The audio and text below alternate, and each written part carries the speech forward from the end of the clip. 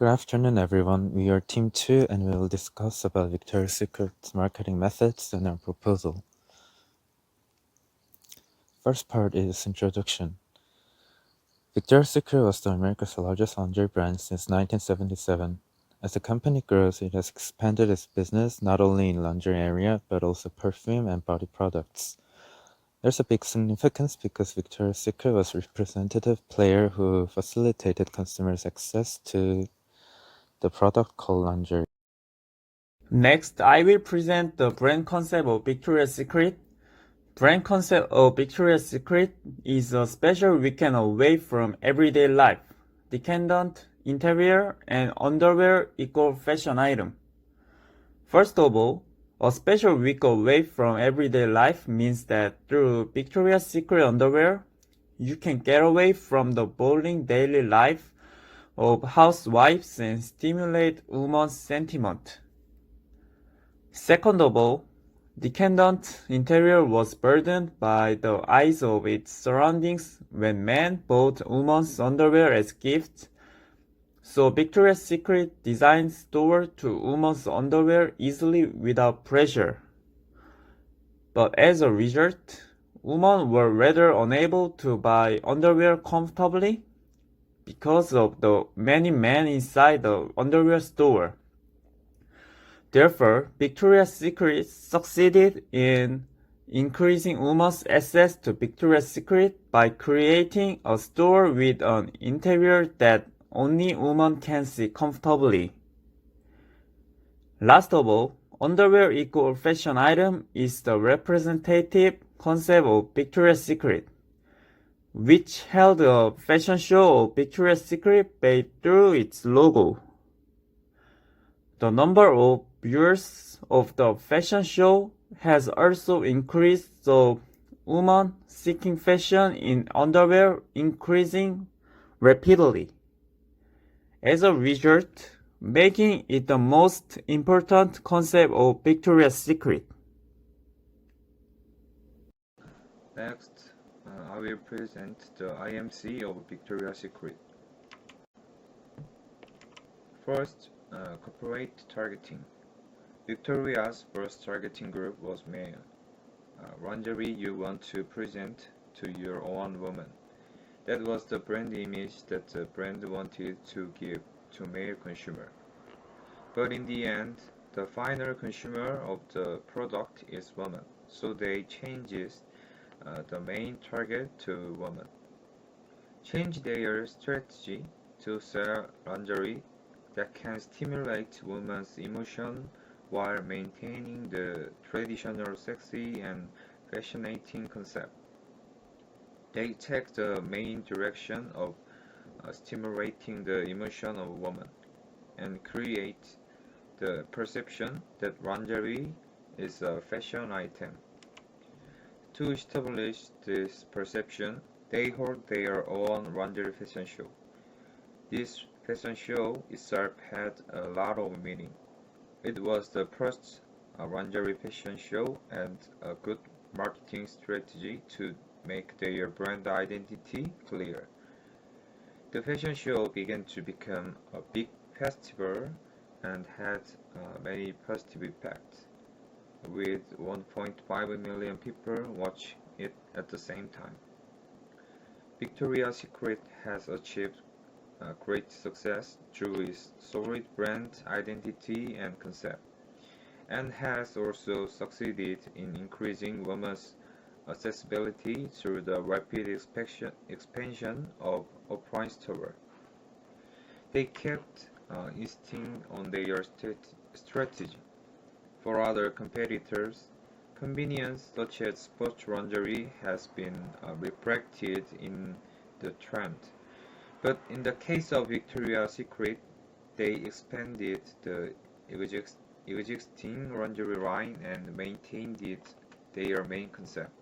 Their brand concept was clear and they had distinct advantage. So I think they set up this strategy. It also created a fictional sexy and beautiful woman named Victoria, using her as a symbol figure of the brand. They were able to gain huge influence and share in the women's lingerie industry by using strategy to make brand story.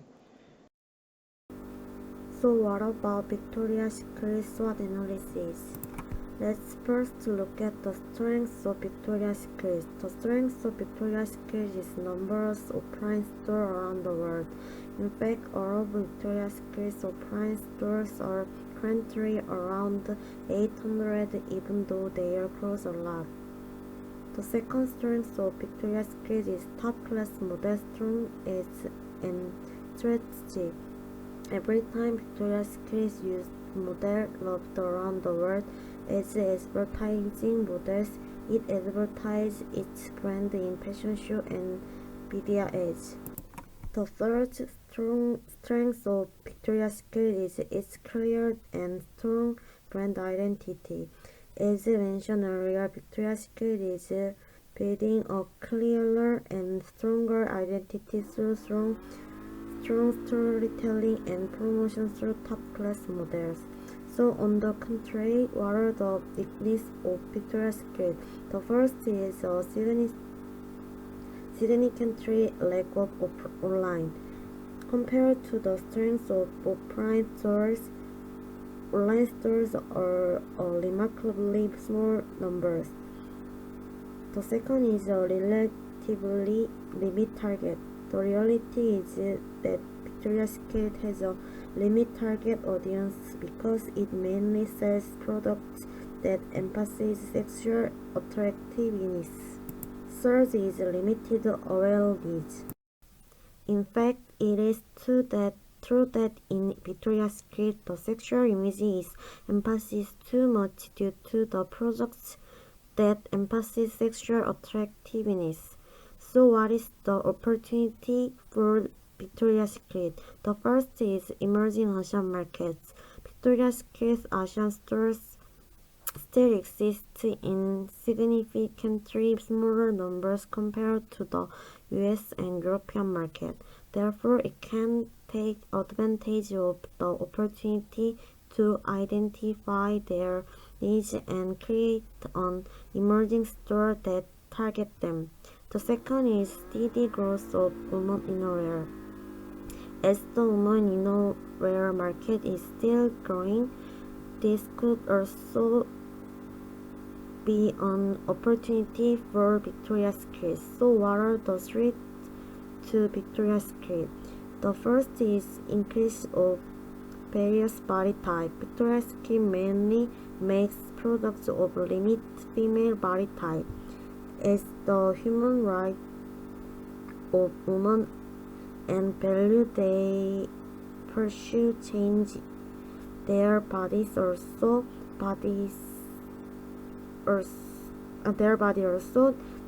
diversify, which became a crisis for Victoria's Secret. The second is imitation. In fact, in some countries, so-called imitation that follow design and performance are sold a lot, which became a crisis for Victoria's Secret. The final threatening factor is the increases of competitors. Competitors like Aerie are making great progress by approaching and satisfying consumers' needs more than Victoria's Secret, which we think that has become a big crisis for Victoria's Secret. Before we deal with the content in earnest, we would like to talk about Victoria's Secret brand drawbacks and what kind of situation Victoria's Secret is in at this point, and foremostly, the direction Victoria's Secret should be heading for.